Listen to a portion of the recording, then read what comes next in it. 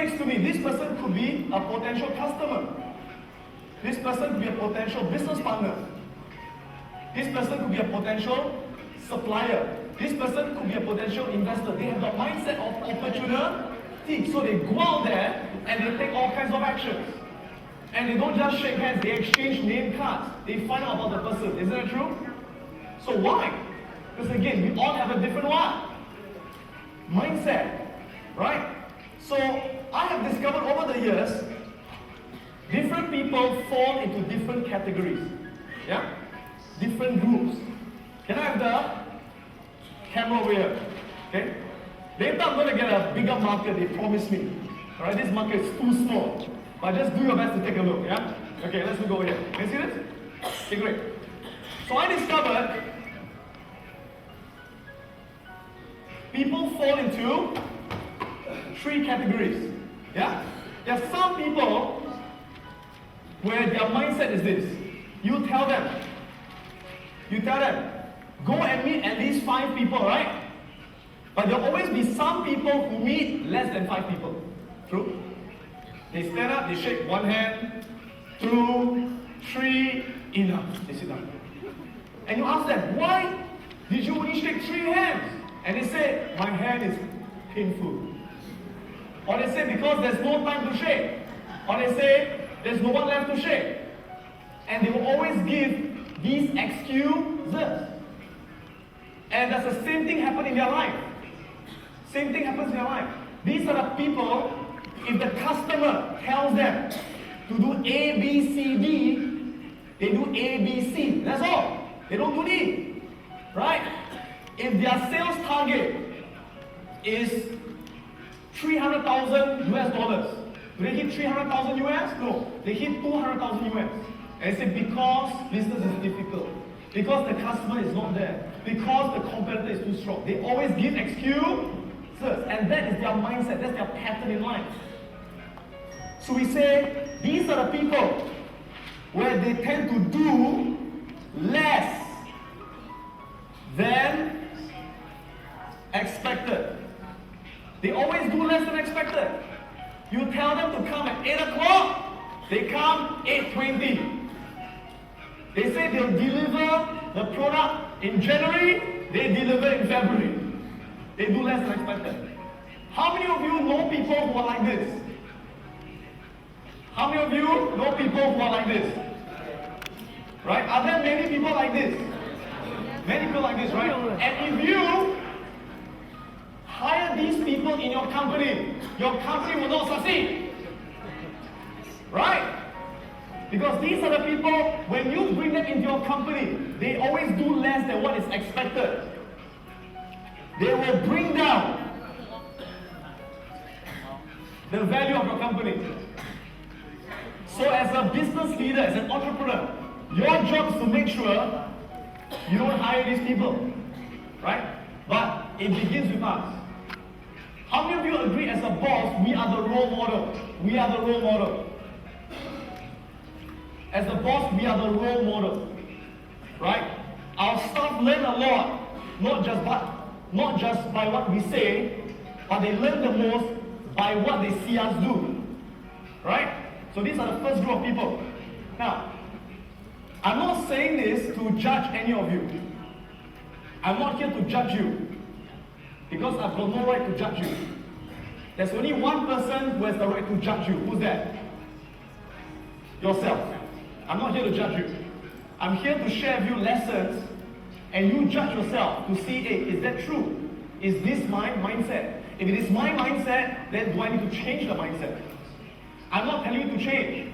You have to tell yourself to change if it is not helping you succeed. Okay? So that's the first group. Now, I believe none of you are here. Because if you are here, you won't come down today. If you are here today, you won't bother to be here. Right? But most people, I find, are in the second category. These are the people. You tell them, right? You say, meet at least 5 people. How many people will they meet? 5. Why? Because it's the what? It's the least. They won't just do 5. So these are the people, you know what's their mindset? They always do exactly as expected. No more, no less. These are the people every morning. They come to work on time. They also go home on time. If there's extra work, I'll do it tomorrow. So these are the people, and you tell them, do A, B, C, D. They will do A, B, C, D. You tell them come at 8 o'clock, they come exactly 8 o'clock. You tell them your sales target is 200,000 US dollars. They will do exactly 200,000 US dollars. That's all. Okay? So these people, do we want them in our company? Who says yes? Okay. Who says no? Okay. Interesting. Now these people, we say,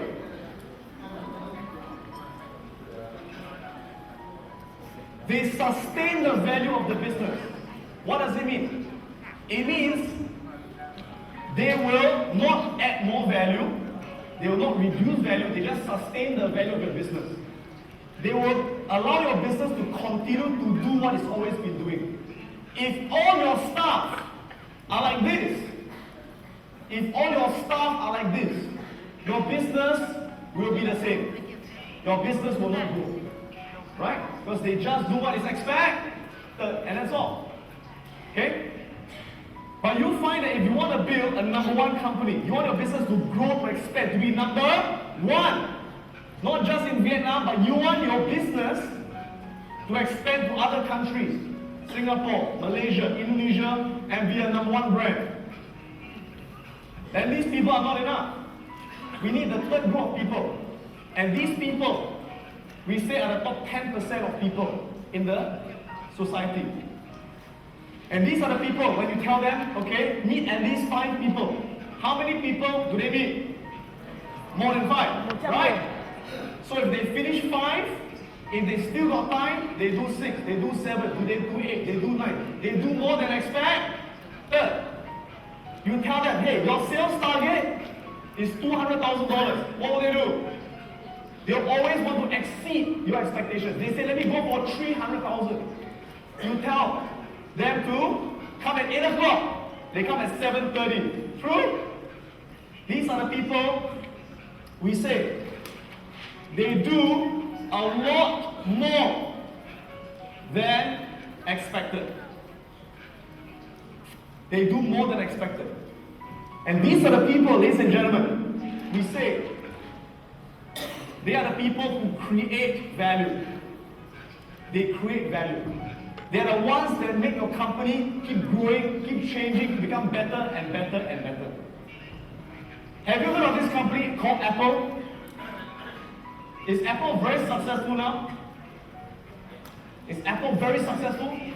Yes. What are they successful in? Selling phones. They sell phones and they sell computers, right? Now, in the computer business, are there many competitors? There are so many competitors. You've got IBM, you've got Compaq, you've got Fujitsu, you've got all the competitors, right? In the phone market, is it very competitive? Are there many competitors? You've got Nokia, you've got Motorola, you have got Samsung, you've got so many, right? But now Apple is one of the number one. Why? They did not do what is expected. They do more than expected. They create more value for the whole industry. Yeah? So that's how you become number one in something. How many of you have heard? Can I go back to my slides, please? Slides. Yeah. Okay. How many of you have heard of this guy, Michael Jordan? Who's heard of Michael Jordan? Michael Jordan is now retired. He used to be the number one basketball player in the world. It's the best in the world. Yeah? How does someone become the best in the world? Now, was he born with the talent? Was he born special? Yes or no? No. He was not born special. In fact, when he was young, in school, he was not a good player. He was a lousy player. He was not even good enough to go into the school basketball team. He was cut from the team. The coach said, you can't play. Why? The coach said, you're too slow. You can't jump. You are a bad player. This is Michael Jordan last time. Now, is he tall? Is he tall? To us, he's tall. To us, all of them are tall. Right? Because they are from America, right? But compare him to all the other African Americans. He's not tall. He's just average height. Okay? But what happened? After he was cut from the team, he had got a goal. He said, my goal is to become the best basketball player in the world. To go to the NBA. Right? The National Basketball Association, be the most valuable player to win the game. Okay? And every single day he practiced and he practiced and he practiced and he practiced. And he became the number one. And when he retired, someone asked him this question. They said, Mr. Jordan, what is the secret of your success? And he said this. And I'm going to repeat what he said. He said, my secret is very simple. I expect more from myself than anyone would ever dare expect from me. Let me repeat that. He said, I expect more from myself than anybody would ever dare expect from me. He said, when my coach expects us to train 3 times a week, I will train 5 times a week myself. When my coach tells us, each training session, we train for 4 hours, right? After everyone has gone home, I stay back and I continue to practice for extra 2 hours. During the basketball game, when my coach says, okay, every one of you score 20 points for the team tonight. I go up there with the mindset, no, I will score 50 points for my team.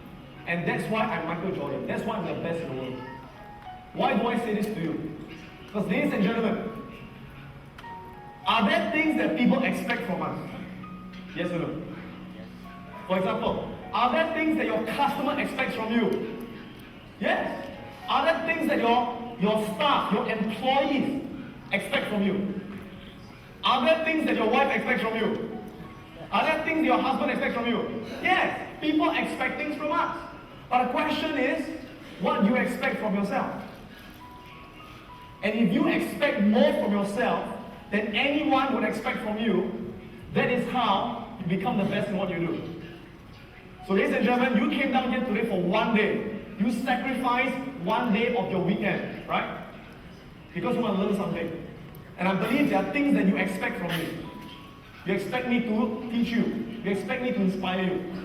My job today is very simple. My job is to do my best to exceed your expectations. And I'll do my best to do that. But at the same time, thank you. But at the same time, I also expect certain things from you. Yeah? So I also ask you to exceed my expectations. And if both of us exceed each other's expectations, I do more, you do more, I do more, you do more. This will be one of the best talks, one of the best seminars that we ever attended. Is that okay? Yes. Great. Yeah, so do more expected now. Thank you very much. Okay. Can I go back to my slides? Flat. Okay, good. Now, does this apply, does this also apply to a business? It applies to a business as well. See, if you run a business, like a restaurant, or you sell clothes, or whatever you do, and if you do less than expected, if you don't meet your customers' expectations, will you do well in business? Pretty soon you're out of business, right? People will not come to you anymore. They'll go to your competitors. Now, if we do exactly as expected, we meet our clients' expectations. We meet our clients' expectations. Will we do well in business? Yes or no? Will we do well in business? Will we succeed in business? If we meet our clients' expectations, who says yes? Who says no? The answer is no. Why? Because it is very competitive. That if you meet your customers' expectations, other people also meet their expectations. So, what's the difference between you and other people? You compete on price. the cheapest one gets the job. Okay? So how many of you want to run a business where you can charge higher prices and people still come to your business? You charge higher prices and people still come to your business. Would you like to do that? And to do that, this is not enough. This is not enough. We want to be a market leader. We have to do a lot more than expected. And we need to do something else. We need to give our customers an experience. We need to give our customers an experience. Experience. Everyone say the word experience. What's the meaning of experience? Experience means make them feel so good about our business, so good about our staff, so good about the product, that the moment they come to our business, you know what? They do not want to go to any other business anymore. Even if people give them a cheaper price, no. Why? Because you give them an experience. Let me show you two examples. Can I go back to my slide? Two examples, yeah? Now, how many of you have heard of this company? I know it's not in Vietnam yet. It's not in Vietnam yet. How many of you have heard of McDonald's? Not yet here. How many of you have eaten at McDonald's? Okay, now, as you know, McDonald's is the #1 restaurant in the world. You all know that, right? #1 restaurant in the world. Okay? They sell millions and millions of hamburgers. What has made them so successful? In America, are there many hamburger restaurants? Yes, there are many hamburger restaurants. You have got Burger King, you have got Wendy's, you've got A&W, you've got hundreds of burger restaurants, right? But McDonald's is #1. They have got like a 70% market share. So what made them #1? Very simple. They follow this idea to give their customers an experience, to do a lot more than expected. Let me explain what I mean, okay? For example, in Singapore, and it's not just Singapore, the people in McDonald's are trained the same way over the world. You know, in Singapore, there was one time, I went to McDonald's, right? And I ordered my food. So I got a tray with my drink and my hamburger. And I took my tray and I went to find a seat. So I found a seat, I sat down, and then I started eating. And accidentally, I spilled the drink. I spilled the drink on the floor. Now, guess what happened? Within 1 minute, the person in McDonald's came out. Sir, are you okay? Right? And he started what? Cleaning everything. And the next thing I knew, he took a new drink and said, sir, here you are. I said, wow. Did I ask for a new drink? I didn't ask for it. But they gave me a new drink. And within 1 minute, they cleaned everything up. Now, do you think I feel good about McDonald's? Do you think I'll go back to McDonald's? Yes. Let me tell you something. You go to any other restaurant, you go to A&W, you go to KFC. You go to KFC here, right? You go to Burger King. Go test it out. You spill the drink. See if they give you a new one. Maybe they will if you ask for it. But if you don't ask for it, they'll not give you one. Only McDonald's. Because they are trained to give their customers experience, to do more than to be successful in life. By putting them through a lot of tough training. They got to balance on a swinging beam, a swinging lock, where I kick the lock and they got to balance and focus. And I get them to fall down, they learn to get up again. Fall down, get up again. Fall down, get up again. They build confidence through these activities. And in Singapore, now, many children are very spoiled. You know, spoiled? They don't listen to their parents. Their mother says, study. Now! Okay? Nowadays, a lot of children in Singapore are very naughty. They don't respect their parents. So what do? In my program, I don't teach them just how to study, but I teach them how to respect and love their parents. And after the program, I've got children who don't talk to the mother, who hates the mother. After the program, they said, I'm sorry. They cried, they hugged the mother, said, I promise you I'll change. And they learned to respect the mother. Right? And then you can see that I also get the students to break a karate board. You know karate? Karate board? To build confidence. So they look at the karate board, they say, I can't break. I say, you can. They learn the confidence and they break the karate board. And so after the program, what happened? They become more successful. Now, is my program cheap? Is my program cheap? No, my program is the most expensive program in Singapore. You can go to Singapore and check it out. Most programs in Singapore, they charge about 400 US dollars. Okay, 400 US dollars. My program is 2,400 US dollars. My program is the most expensive program. But parents still send to me. Why? Because I can give an experience that other competitors they cannot give. So that's the point. Create that experience. Alright? Okay, let's go back to the slides. Let me share with you a few more things. Few more things? Slides. Okay, go back to the slides. Now, just now from the exercise, when we did this exercise just now, shaking hands, there's also something that I notice about people. There are some people in life, we say they are proactive. Now, can we say this together? Everyone, please say proactive. Proactive. Oh, wonderful. Proactive, yeah? So, what is the meaning of proactive? People who are proactive are people who make things happen. They make things happen. What do I mean by they make things happen? These are the people in the game. They are the ones who will take initiative. They're the ones who will go out there and start to meet people. Hi, my name is Adam. Hi, my name is so and so. Hi, my name is so. They will go out there and meet people. They are proactive. So people who are proactive, when they have no opportunities, what will they do? They will find opportunities. They will find it. And if they cannot find opportunities, what do? They will create, they will make their own opportunities. That's right. They will always make things happen. They won't wait for people to tell them. They will go make things happen. People who are proactive. Let's go back to the slides. People who are proactive. Okay, by the way, people, does everyone have problems? Does everyone have problems? Yes. How many of you here have got problems in your business? All of you should be raising your hand. How many of you have got problems in your business? All of us, right? Now let me ask you this.